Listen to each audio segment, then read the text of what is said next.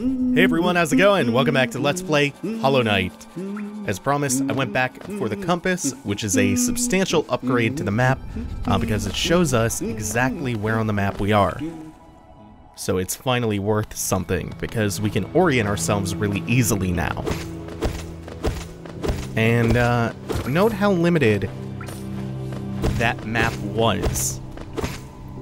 It's a very kind of sparse area that it's showing us. And that's where the quill is going to come in handy later on.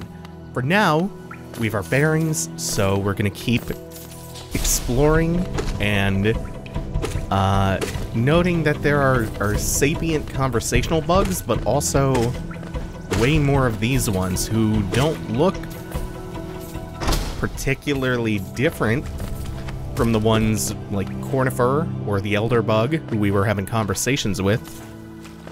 But these ones just attack you. We know so little at this point, least of all why we're even here, or why some of them attack us,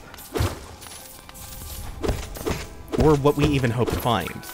The context for what is going on and what our role in this story even is the thinnest that it has ever been.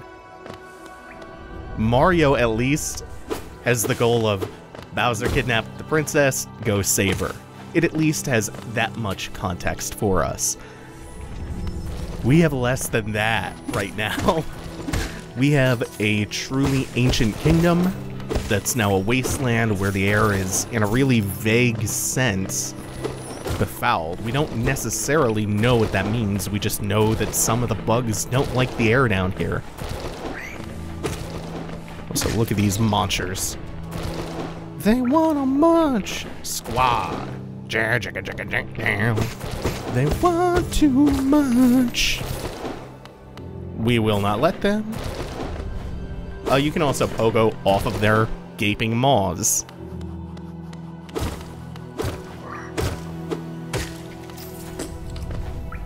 All we really know, changing gears, is that the knight comes to Hallownest for no particular reason.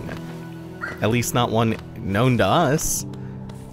He just knows that he has to come down here. Something primal, something instinctive is pushing him forward and down into this old kingdom. We have no idea why. Direct storytelling in Hollow Knight is really sparse. And I don't think I have to say where the inspiration for that may have come from.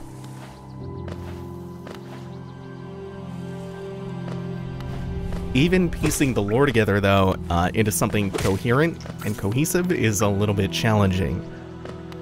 But my favorite thing about this, about your lack of known motivation or context or any semblance of reason for exploring the bones of this city, is that it isn't just absentee storytelling. Of course there's a reason, of course we will find out, but at the same time, the only reason that we know of right now for coming down here, we as a player, I should say, is our own natural curiosity. That's the only thing that kind of keeps us moving forward, that we just want to see more of it. Within the story, the knight doesn't even know why he's here. They don't know any more about what they hope to gain from coming down here than you do. It just feels compelled to do so. Again, it's something instinctive. Just explore. Because something that you don't really know but you feel is driving you forward. Also, the Gruz or Gruzmother is kind of our first boss. She's more of an optional boss. She's not quite the mini-boss like the mace-wielding guys were. She has a proper moveset, but there's not too much to her. In fact, she is already dead. And she does not attack you until you attack her first. And also the gates have not lifted yet. Look at her stomach. That's her clutch of young.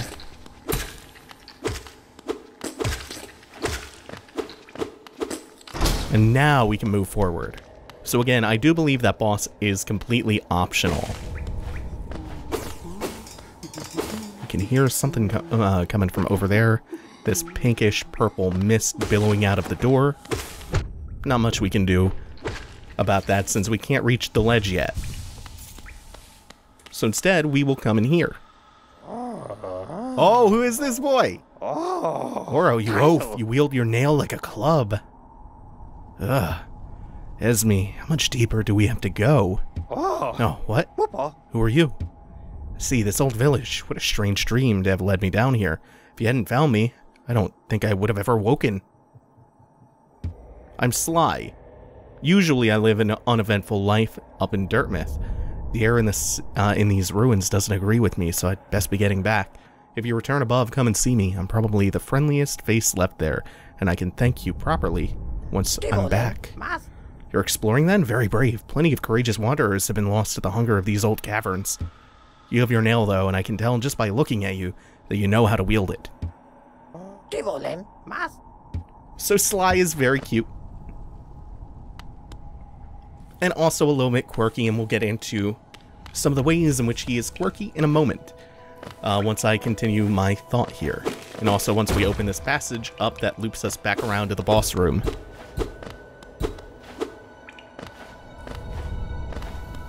So I was saying that the only reason that we have to be exploring this kingdom at all is our own curiosity. And that's a core thematic point of the larger story that's being told in Hollow Knight, actually. And that's why I like this so much. For how sparsely told you the story is, especially early on, Hollow Knight has some of the best twists in any game ever because they know exactly how to make an impact and exactly what a twist is good for, to recontextualize your entire understanding of something, or in our case, our lack thereof. Like what this is all about, this thing that looks like some kind of ancient tram system that we can't really activate yet. We'll store that in the old memory banks for later. And that's not going to be our only method of transit either. Oh no, not at all. We'll see the other big one at some point in this episode. Oh no, no, no. The brood is getting to me. They're like mini Cruises. Mini Ted Cruzes. Ted Cruz? No, Ted Cruz. It's a distinct entity. It's not the politician at all. Much prettier than Ted Cruz. Much less like the Zodiac Killer these bugs are. That is the intended way to get to that Caberpipper, by the way. Just pogoing off the spikes. Yeah, so for now, just pay attention to the small details. Oops. There we go. And enjoy exploring the corpse of an ancient kingdom. And know that there will be moments where they will tell you some things. And then there will be moments in all capital letters. Oh yeah, these new boys. These ones are wielding some kind of shell as a shield. And they will raise it or... Ooh! Point it forward in order to block you. So we have to get to them in the middle of their attack string and then kind of pogo off of them. Just try to get around that shield. Also, you may have heard the little growl of a Caberpipper. We'll get to that in a second. First, I want to go further down, just to show that we have looped around now. We saw that sign pointing diagonally up and to the right before, and we see that same sign right outside this screen transition. And what do you know? We have a bench, and our map has been updated. Get that little quill symbol too, and look how much we have expanded the map. That is us filling the map in as we explore, and then you actually put the quill to the map whenever you rest at a bench. So of course we're gonna pay 50 geo, and look at this! This is the coolest! Greetings, little one. It's been an age since I last heard the ringing of a station bell that echoed down the stagways and called me to you. The last stag. I've grown stiff and tired over these many years, and I've forgotten much, but the sound of the bell will always call me back. The last stag is the fucking coolest. They stretch the depths of Hallownest. If you want to travel them, hail me from the platform. I'll take you where you need to go. The stagways, the stag metro stations. And now let's see something that's also really cool. Fuck yes, yes, yes! Yes! God, the animation's great. This is our fast travel system. Oh, and what's this? An elevator leading up, a switch, and we are back in Dirtmouth. That was there all along. We've now connected a lot of the map. Ah, yes! Okay, so Sly, the shopkeeper's come home. Drives a hard bargain. There's no competition. That's the problem here. Ooh, the stag station's open up. It's been laying silent before even the ELDERBUG's time. The temple that we visited, we haven't talked to him about this yet. People used to go there to pray. Not too much of import here. He'll just give you a little bit of information, or just at least acknowledge some of the NPCs we send back here. And this town will get quite bustling by the time we are done. Let's talk to Sly now. Knew we'd meet again. How do you like my cozy little store? Pretty comfy here. So he'll just sell to us. And he has some pretty good wares, like vessel fragments, mask fragments, a simple key for way too much money. He even sells a couple of useful badges. And a lantern for 1500 geo, and this rancid egg for 60. So we will pick up a mask shard, and that is 1 of 4 for every 4 mask shards we collect. Oh, and he'll sell another one for 500 now. So for every mask shard, for every 4 that we collect, we will gain an extra mask, which is an extra point of HP.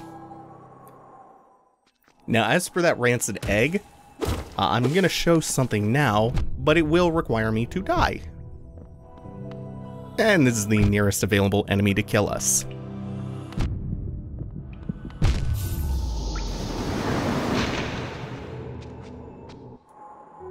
Okay, so we are dead. Look at the top left, we have no geo, and there's a crack on the soul gauge. So remember that area to the right of town? Oh, and also, if you check the map, you can see these glowing white eyes in the spot where we died. Oh, that's right, that's right.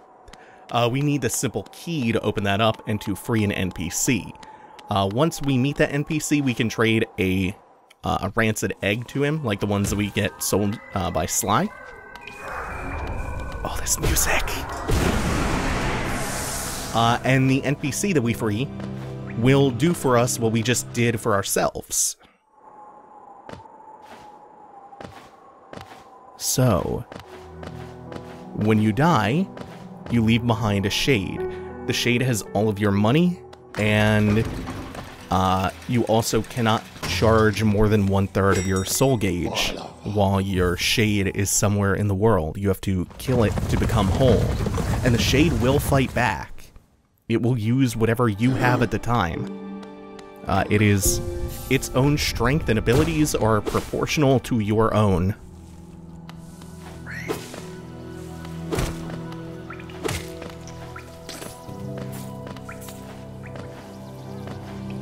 And now that we've done all that, gone back, we've seen Sly, taken the stagway a few times. God, I love the stag, the last stag. We can finally continue on and rescue this Capper Pipper behind this hidden false wall. Oh, it's so cute. God damn. For how moody this whole game's atmosphere is, so many of the inhabitants of Hallownest are adorable.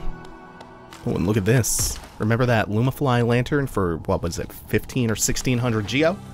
That area is where something like that would come in handy.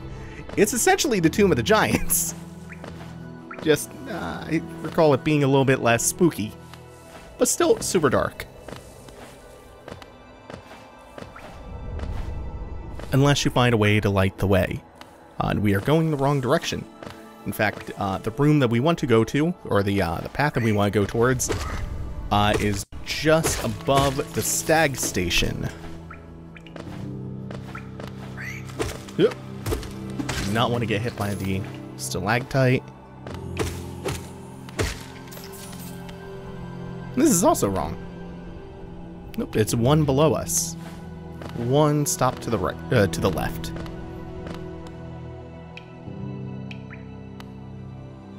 So we're just gonna fall here and then hug left. Yep. God, I'm really bad at the pogo timing. I was in the first playthrough too. I did not get too much better at it. You fall faster than you expect to, I think. Also, the hurt box of your nail for that downward pogo swing is not enormous, so the timing is a little bit tight. Whoops. Did downward one by accident there. As you can see, when he hits you with his gigantic club, he does do 2 masks worth of damage to you. Which is why having so much air control is really important against those guys. As it will be against a lot of enemies from here on out. Look at those ones trying to shoulder check you. We can't do anything with this yet. That spike line passageway. So, over to the left we will continue.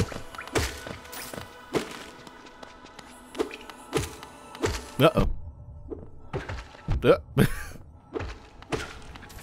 We have enough soul that we can focus up twice and go back to full health before we enter the next room.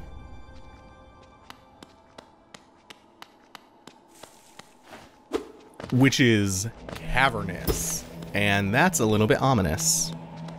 That gate sealing us on this side. But we just climb up and we're okay. There's quite a few enemies, though.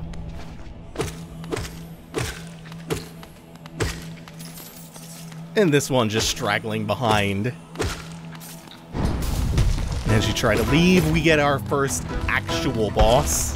First main storyline one, the Boss Knight.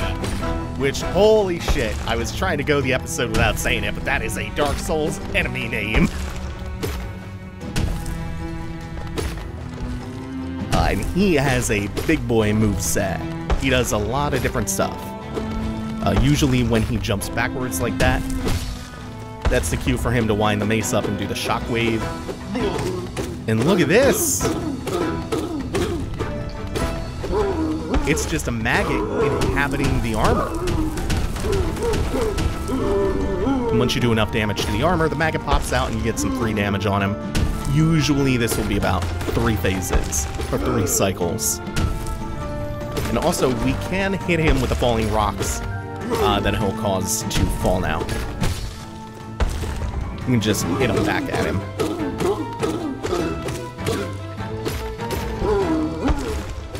Oh, this soundtrack bangs. I like that. Also, note this gate here that's keeping us in the boss room. Oops. Mess that up just a little bit. Oh, he doesn't do 2 pips of health. Huh. That's weird. Also, note something else, which is that we don't fill our soul gauge from hitting the armor. We only fill it up when we hit the grub, when we hit the maggot. Also, this is why I was saying pay attention to the gate. We could have done that mid-boss fight and just bounced. That is intentional, too. So yeah, attacking the armor doesn't fill the soul gauge. Attacking the maggot does. You don't get soul from things without a soul of its own. So the story of this maggot inhabiting this armor, and the reason it's called the False Knight, is because it's actually inhabiting the armor of a legendary knight in order to protect its maggot brethren.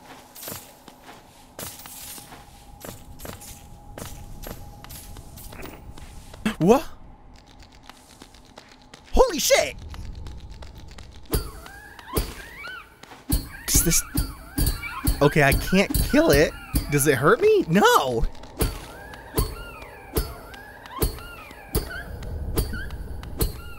Is this new? This... I didn't know the head on the mace was a bug, too! Oh, that's cool! Oh, we're learning together! Well, all that looks spooky as hell. Let's open this up. And this is Cornifer's calling card. Sorry I missed you. If you're feeling lost, why not pop up to our shop in Dirtmouth? So if we had missed getting the map from him before when we met him the first time, we would now be able to go back to Zelda in Dirtmouth in their shop and buy the map from her. And now we've connected even more of the maps, so let's climb this very, very spooky ascent. Littered with skulls or masks or both, and sit down on the bone bench. And hey, we filled in a bunch more of the map. Yeah. So we've explored almost all of the Forgotten Crossroads now. Who's that creeping out of the darkness? My, you're looking grim. Strange empty face and a wicked-looking weapon. Oh, the snail shaman.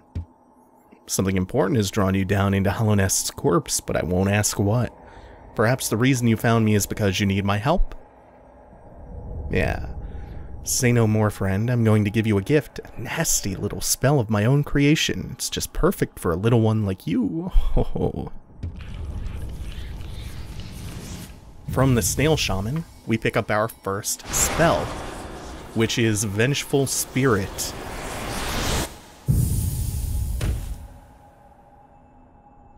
It is a very large and pretty powerful projectile that draws from your soul meter.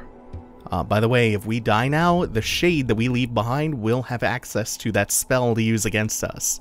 Like I said, what it can do and how strong it is, how much HP it has, and how much damage it does is proportional to your own. So I should have warned you about the power of that spell. I was watching over you as you slept. Seemed to have slipped away myself. Or I seem to have. Now we're awake, I was wondering whether you would do me a small favor. As repayment for my gift, of course, simply because we're now friends. You see, a horrid great beast has made its home in the heart of this temple. Such disrespect. I'd be quite grateful if you were to venture deeper in and slay it for me. It's a hardy creature, but with your new power, you're more than a match for it. Good luck. What is it? Are you wondering about the gate between us? Oh, it's a curious thing, but this door will not open until you've slain the creature lying in the heart of the temple. Don't worry about it. I'm sure the spirits of my ancestors will be watching over you. Interesting.